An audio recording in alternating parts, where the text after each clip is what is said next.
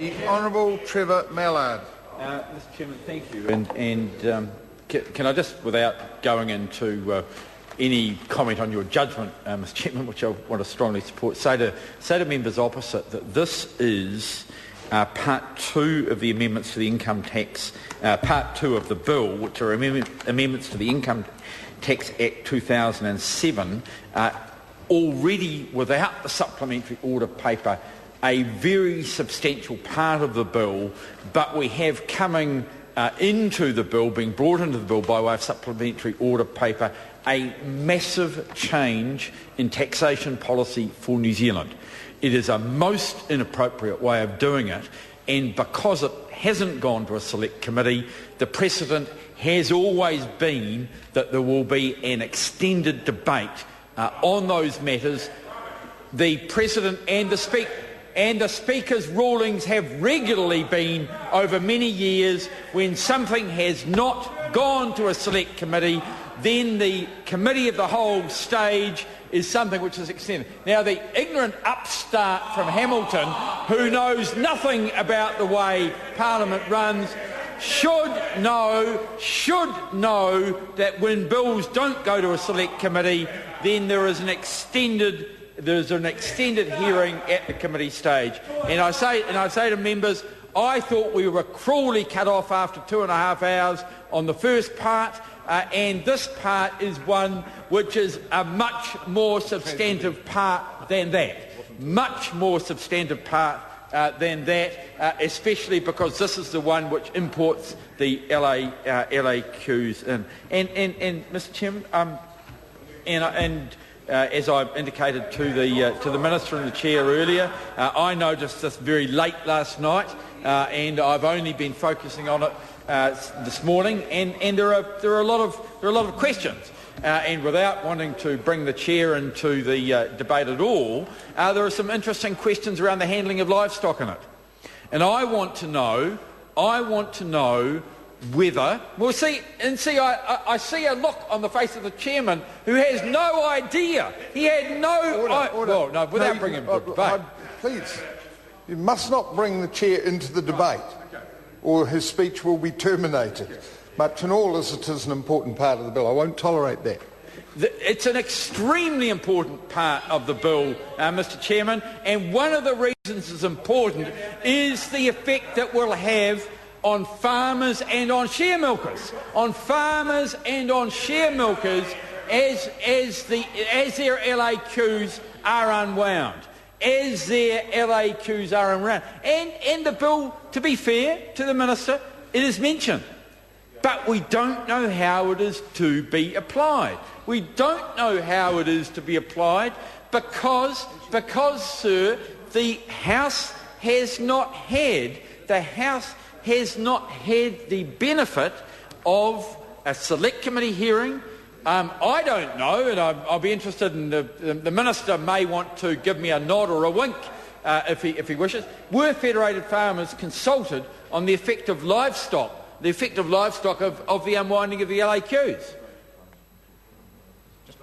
You know, the Minister is finding out, the officials aren't sure. I'd be surprised if they were, and I would be surprised if federated farmers had got their heads around this important taxation change for them. And normally, of course, if a bill goes off to a select committee, I'm looking at Damien O'Connor and I'll wise him up, and I'm sure he'll want to have a couple of calls now that we've identified the qualifying area here, and the Minister may want to tell us or not whether or not the federated farmers have been appraised of the changes that are going to affect their members as a result of the undoing of the taxation arrangements for LAQs and the new arrangements. What are the implications for share milkers of the exit exemptions, for example? What happens when there is a date difference between the taxation year for the share milker and the dates which are applying in this bill as far as the unwinding of the LAQs? That dates for share milkers are particularly important. Their years are different years for for reasons those of us who have lived in rural areas understand. They have their changeover, and their years are quite properly lined up that way. But there is no sign that that has been taken into account in this legislation. Mr. Chairman, Mr.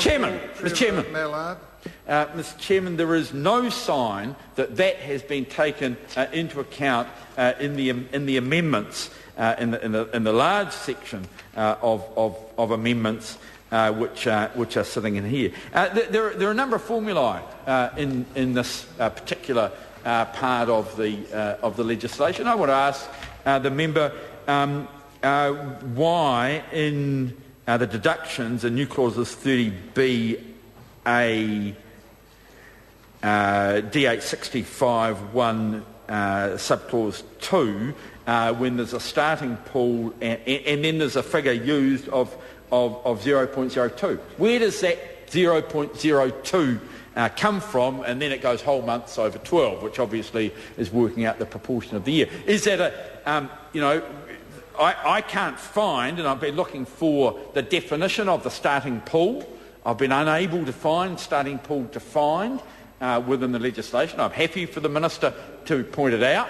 I've worked my way around taxation legislation in the past, but I haven't yet within the SOP being able to find a definition of starting pool, and I haven't been able to find it in the substantive legislation either. And then there is a figure of 0.02, which I presume is 20%. I presume it's a 20% depreciation factor. But if deductions are no longer available for Mr. Chairman for depreciation, I'm not sure of the relevance of that figure or of the figure of 0.15, which is used later in the legislation as well. And these are I think relatively reasonable questions that I'm sure members on my side, although having said that earlier on, I think they've had their wool pulled over their eyes once or twice as they've been dealing with this legislation. But I think reasonable members would have been able to work their way through it and give some understanding. But looking at this, as I have through the supplementary order paper, I don't think we've got it right. I mean, I just want to make sure that we're still in the right part of the bill. Yes, clause 41 around the attribution rules calculations for amalgamated companies. And amalgamated companies involved in LAQs moving to the see-through arrangements, and we have some calculation rules for attribution. And Mr. Speaker, I think it's important that if we, as a Parliament, are going to be passing these attribution rules, that we understand them, that we know that they are right. I'm not saying they are enormously complex, but I think it would be good, and certainly would have happened at a select committee.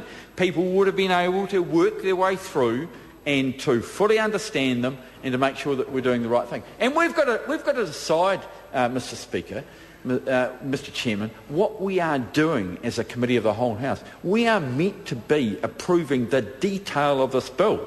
Up until quite recently, we would have been going through it on a clause by clause, or even when I was first around, on a line by line basis, working through and making sure that we were satisfied that we understood and that we were passing the law. And I think it's fair to say that often there would have been a smaller group of people who were looking at it, people who had the technical expertise, but they would have done it almost certainly on the basis that it had been to a select committee.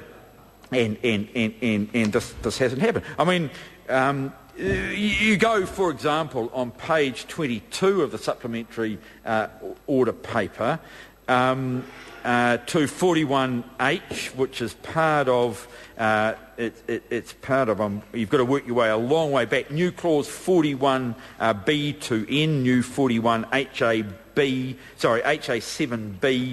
inserted after section HA7, grandparenting requirement, where it says a qualifying company must have been a qualifying company at the end of the income year before the first income year that starts on or after the 1st